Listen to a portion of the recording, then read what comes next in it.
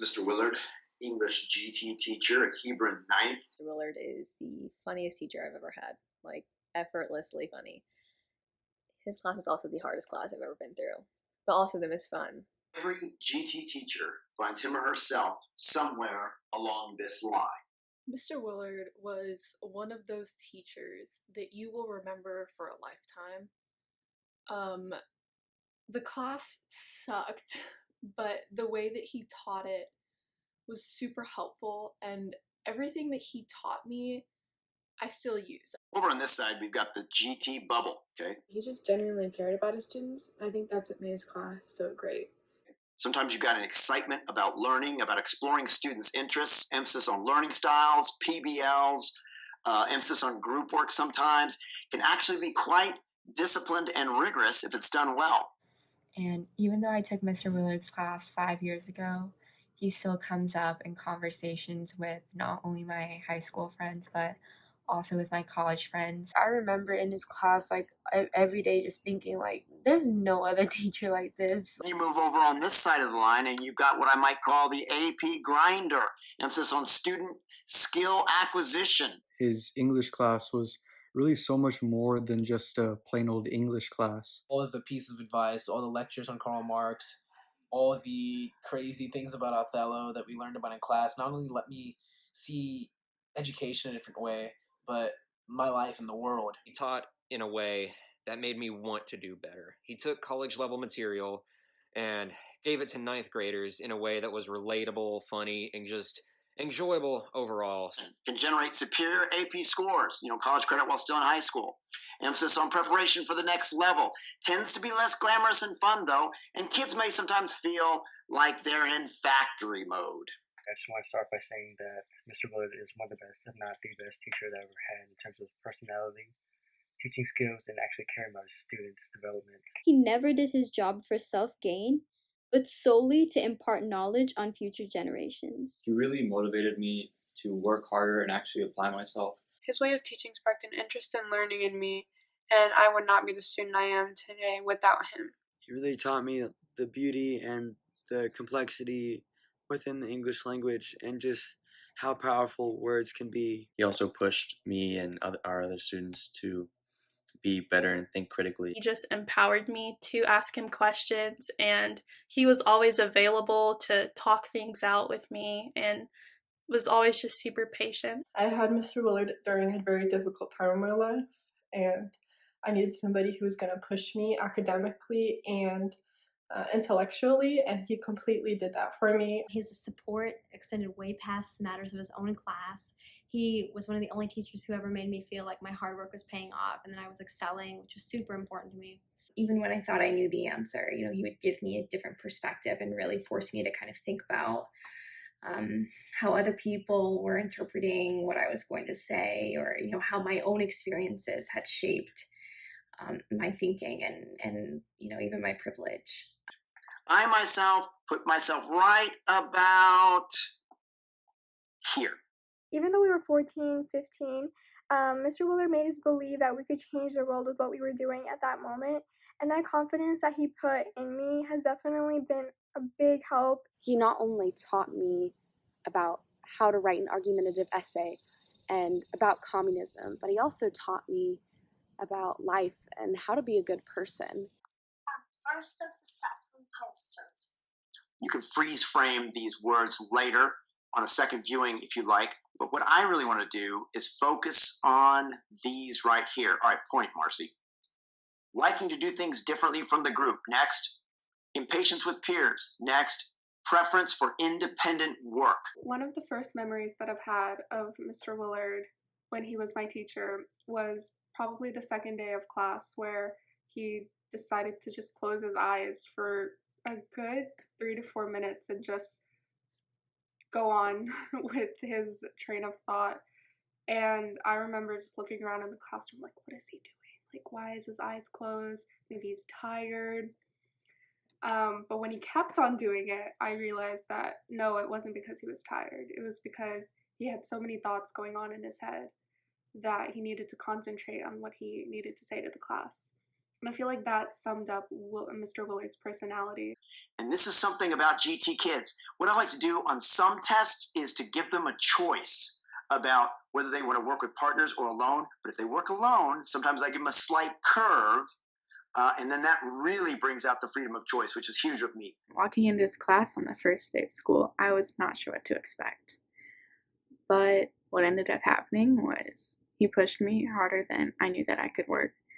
And that led me to genuinely learn something and grow as a student and as a person. He really broadened my perspectives on a lot of things, and the stuff that I learned in his class, I still utilize to this day. He was not only the person who single-handedly taught me how to write, which is a skill that, I didn't think I would ever have, but he also taught me how important it is to bounce back from failure, and showed me that even as a young person, I could foster change in the world. Speaking of freedom, should you take GT or not? Well, I hope you do, but it really doesn't matter. You get the same grade multiplier. It'll challenge you just as much. All of us have great, perhaps even district-leading star results here at age 9. Even with another year of classes underneath my belt, I've yet to find another teacher who was nearly as dedicated as he was.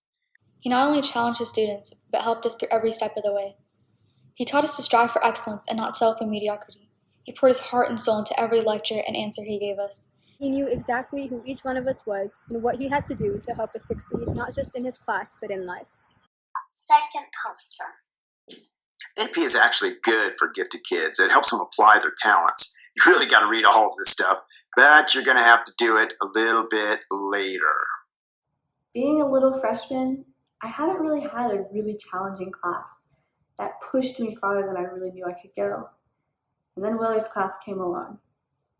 And I learned so much, mainly about myself, how I can be successful, how I study, but also where my interests are, what I'm truly passionate about. Mr. Willard facilitated those conversations and made me grow into the person I am today. Third poster. The latest research published by Harvard. Dad, yes? can I have a cookie after this is over? Yes, Marcia, that's fine. But look, lean back. Now stay there. The latest research published by Harvard, you learn how to study cause and effect style, be it flashcarding, self-appointed study groups, or simply rewriting your notes. Man, nobody can hold you back. And that's what all of this stuff talks about. It's really, really good stuff. Now look, guys, my class is not just about studying and critical writing. For example, I think it's also funny how even one of his most fundamental parts of his class was the Marx Notes, when his personal philosophy was Christian existentialism. I think that's a testament to the fact of who he truly was, a person, an educator that was willing to push the boundaries of that defined learning. And he wanted to teach students not just to read better and write more efficiently, but to think better, to think smarter, and to think beyond the box of what normal academia wanted to teach us, and more simply, to think creatively. And I think because of that, he was that unconventional seeker of truth and wisdom that was so special to society, was so special to Hebron, and all the students that are still there and have graduated and have gone out to do wonderful things. Fourth poster. This is what I get paid to do, guys. Do you know there's red pen on practically every page that you see here? Okay? And these are their essays they write. Man, I keep them. And this is my critical essay rubric, the foundational crux of my class. I'm telling you, the timed critical essay. 2 favorite memories of Mr. Willard. In the past year, he asked my mom to give him a ride home because she works at Hebron. And I happened to be picking her up that day because I was home from college, so I got to drive him home. It was probably the coolest day of my life. My second favorite memory is that a few years ago he told me he read books to his daughter, so I recommended that he read the Mole and True series to her. He emailed me back later saying that she loved it. Fifth poster. Even math and science people must learn how to argue well on paper. It's a great quote about business school. Hi, Mr. Willard. I know you're listening from somewhere, so I just wanted you to know how much you mean to me. You were by far the best teacher I've ever had. You whipped me into shape in 9th grade, and you taught me skills that I still use to this day. Your passion, I can still see it in my mind, and I can still see the amount of warmth, but the dedication and the excellence that you displayed when you taught so many years of students. I don't think there's a single student that you've taught that won't remember you, at least. You wrote my recommendation to college. You were a mentor and you were a sponsor for clubs that I was in. I owe you so much, Mr. Willard, and I cannot believe that this world no longer has you in it. We will miss you immensely and dearly. Sixth poster. This is maybe the best of all the posters, guys. You really got to read this one. It talks about writing in a way like nothing else does. I wanted to start out by saying thank you. Thank you for giving me a wonderful experience of a class and teaching me skills that go beyond your own class.